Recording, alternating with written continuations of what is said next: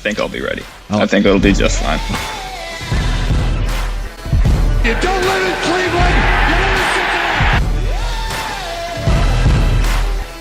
You live in Cincinnati. Won't you follow me into the jungle? Let's give Kyle Pitts some love too.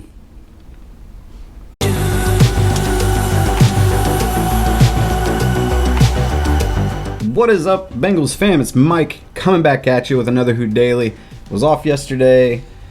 Have some more stuff going on with the house, selling it, moving things. Not a big deal. We're coming back. What I wanted to do today is take a look at Kyle Pitts because I've not paid much attention to him on this channel. That's not to say I haven't scouted him and watched the tape and understand the debate for him. But I've talked about Sewell. I've talked about Chase. Chase a little bit more because I'm all about getting Joe Burrow weapons. Speaking of weapons, let's talk about the case for Kyle Pitts. So, number one, first thing first. If you go back and look at the last 6 Super Bowls, right, and you look at the teams that played and the tight ends that they had, pretty much both teams for the last 6 Super Bowls had elite tight ends, not good ones. Great ones to elite ones, right? So I'm not saying that this is a prerequisite. I'm not saying you have to have an elite tight end or a great tight end to make it. I'm saying the evidence is showing that that's a trend. If you have one, you have a better chance of making it. It seems like. So look, 2021 you had Gronk and Travis Kelce. 2020 you had Kelce and Kittle. 2019 you had Gronk and Gerald Everett. Gerald Everett, I don't know if you consider him great or elite, but he's pretty good. 2018 Gronk and Ertz. 2017 Gronk and Austin Hooper. So you've got these stud tight ends showing up in Super Bowls over and over and over again for the last 6 years. The Bengals do not have an elite tight end. They don't even have a great one. They have a couple of okay ones. They just picked up Thaddeus Moss. Guys, there's not some secret sauce Joe Burrow has that's going to make Thad Moss like the next Randy Moss of tight ends. That's not going to happen.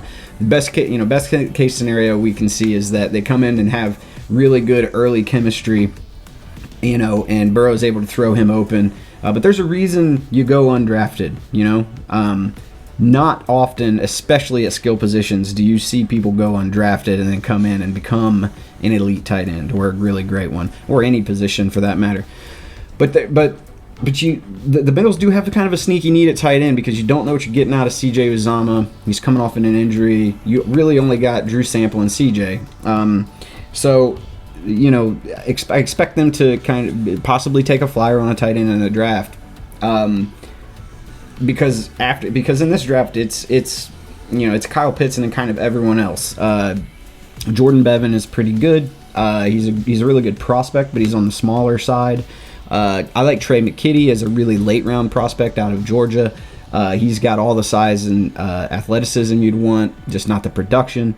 But we can talk about tight end options later on in a different video if we want to go through that. But what I wanted to talk about here is not only so Joe Burrow had amazing success at LSU with just an okay tight end. Thad Moss was not. He went undrafted. It's not like he had a first-round tight end out there playing, or even a second or third. It was just, as an undrafted dude, but he made some plays, and you can tell that he has chemistry with Joe Burrow. They're friends, right? So Joe Burrow likes to utilize tight ends. We've seen that with Sample. We saw that with Sample last year. He likes to find a tight end. And the thing is, most good quarterbacks do. If it's a pretty common trait, most good quarterbacks understand that the tight end is a mismatch and it's a weapon that you can utilize just about any time during the game.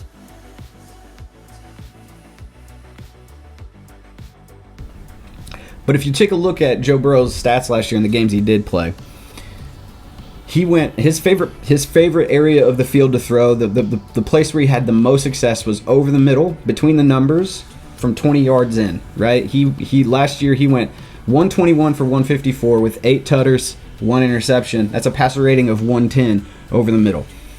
Tight ends live over the middle. That's where they're supposed to be. That's what they're supposed. That's the part of the field they're supposed to occupy, right? So take that into consideration that Joe Burrow loves to throw there. That's where most offenses scheme their tight ends to go, right?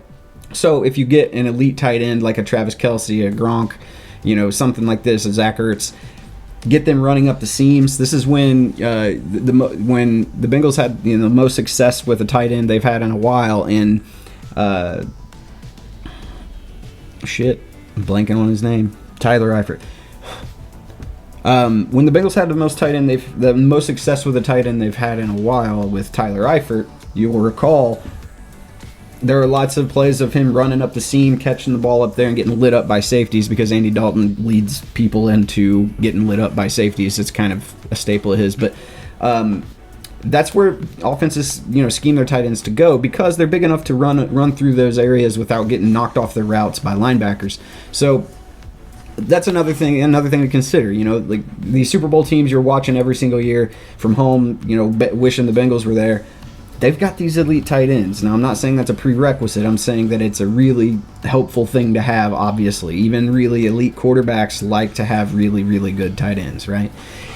And then you take a look at, if you watch the tape of Kyle Pitts and no one really told you that he was a tight end, you could mistake him for just a really big wide receiver. He's that much better than most other tight ends in route running and his hands and catch radius. And just making people look silly on the field. He runs a 4.40. He runs pretty good. Really, next, if you were to compare him to like a Jamar Chase as far as like route running goes, no, he's not going to run as good a routes. But for a dude that is his size, 6'6", 240, he's really, really light on his feet, and you can see that he gets his feet chopping and really sinks his hips really well into his routes. He's a red zone nightmare. 6'6". With that catch radius, if he was listed as a wide receiver, he would probably be second or third, depending on who you ask, the second or third best wide receiver in the class, I would think.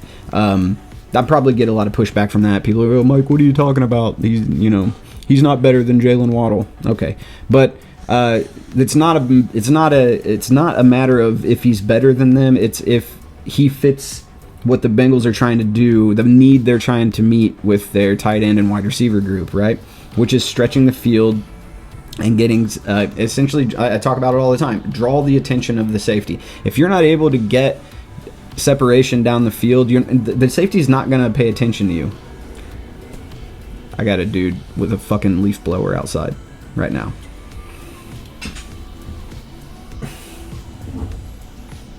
Very cool. We're going to press on. Let's go. So he offers that size and speed and the deep route tree that the Bengals would need.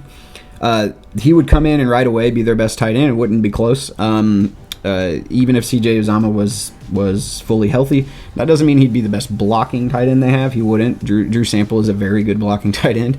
But as far as being a threat offensively, he would be very, very good. So the next thing I wanted to do, let's go ahead and compare him to some of these elite tight ends we're talking about that show up in the Super Bowl all the time. You know what I mean? Let's do the RAS scores because those it's kind of the most scientific, data-driven way we can compare them. So their RAS scores. If you take a look, here's Kyle Pitts against Travis Kelce. Travis Kelce scored a 9.29 on his RAS score when he was drafted. You can see that Kyle Pitts is a little bit taller. He weighs about 10 pounds less. That's why he's quite a bit faster. He ran. Travis Kelce ran a 4.61 40 versus the 4.44 40 for Kyle Pitts. You've got the 20-yard splits. Pitts is better. Same with the 10-yard split. The shuttle and 3-cone also. So Kyle Pitts is better in the shuttle, Travis Kelce better in the 3-cone. They've got pretty similar jumping statistics. Kelce's got a better vertical, but Kyle Pitts is 2 inches taller, so almost 2 inches taller. And you've got the bench. Kelce didn't do the bench press. I'd say he'd probably get around what Kyle Pitts, maybe a little bit more. I don't know, around what Kyle Pitts did. So in Kyle Pitts. So there you go. So basically, if you take the composite RAS score, Travis Kelce graded out as a great prospect in the RAS score comparison, whereas Kyle Pitts grades out as elite. So he actually grades out better. Let's take a look at Zach Ertz. So Zach Ertz didn't test very well. He just didn't, right? So you take a look and it's obvious, who the better prospect would be if they were in the same draft class. But Ertz is about the same, almost exactly the same size as Kyle Pitts. 2 more reps on the bench press, nothing crazy. Vertical Kyle Pitts got 3.5 more inches. He's a half an inch taller and has 3.5 inch better vertical. That vertical for Zach Ertz isn't very good. It's not like Kyle Pitts has a great vertical or anything. Like it's okay, but Zach Ertz just doesn't have a very good one. Same with the broad jump. Zach Ertz's broad jump wasn't good at all, whereas Kyle Pitts was. The 40-yard dash, obviously, Kyle Pitts is going to be faster than all these guys. 4.4. That is a really fast tight end. That's a fast wide receiver. That's what AJ Green runs. You know what I mean? That's 4.40 is getting it for a dude that big. 245 pounds moving that fast is nothing to sneeze at. You know what I mean? So you can take a look there at those scores. If they were in the same draft, Kyle Pitts would get drafted 3 rounds before anyone thought about drafting Zach Ertz. Rob Gronkowski. He graded out at a 9.33 overall RAS, right? He's about an inch taller. He's about 10, 15 pounds heavier. They had the exact same vertical jump. Kyle Pitts had a better broad jump. And 40-yard dash, obviously, Kyle Pitts is faster. Same with the splits. Same with the shuttle and the 3-cone. Their 3-cone's pretty much the same, but this is what I'm getting at. If you're looking at when you're drafting guys in the first round, you're looking at the most can't miss guys, and a guy that's great. These are what I'm trying to say is these are good numbers for a wide receiver. His athletic testing would be good to great if he was listed as a wide receiver in this draft. He's not. He's listed as a tight end, and by the way, he has really good inline blocking. Like people don't give him enough credit. So let's take a look. Let's compare him to a wide receiver that would even be close to his measurables, and that's Calvin Johnson. I know that sounds crazy, but there are no other really wide receivers this size. Calvin Johnson 6'5", 239. He ran a 4.35 40. This dude, athletic freak of all time. He's one of the freakiest guys. That vertical 42.5. It's nutty. I mean, this is outrageous. You can see it's a 10 RAS score, right? So, but if you were if they were in the same draft, they would be getting comps. They would. They just would. People didn't know Calvin Johnson was going to be what he was going to be. They had a really good idea, right? I mean, you watch Calvin Johnson play, and you're like, yeah, he's going to be fucking amazing. But same with Kyle Pitts. You should be getting a similar kind of read on him, right? So those are the differences, between those two guys, and that's kind of what I wanted to take a look at right now. So without looking at any tape or anything, you can go watch Kyle Pitts. Just type in Kyle Pitts highlights into YouTube. You can find him. He's ridiculous. Based on he performs the way you would expect a dude with that kind of physical testing to perform. But I'm not here to tell you how awesome Kyle Pitts is. I'm making the case for why you might want to take him, right? Right alongside how rare of a prospect Penei Sewell is and Jamar Chase is. Kyle Pitts is pretty rare of tight end prospect. I mean, you don't see dudes like this very often. However, tight ends bust. I think tight ends bust a little more often, especially first round, like top 10 tight ends tend to bust a little more often, at least from just from what I've seen. Now, I'm not I'm not making a prediction that Kyle Pitts is going to bust, but let's go back over it. Number 1, the last 6 Super Bowls, all 12 of those teams featured elite tight ends or great to elite tight ends, at least for that season.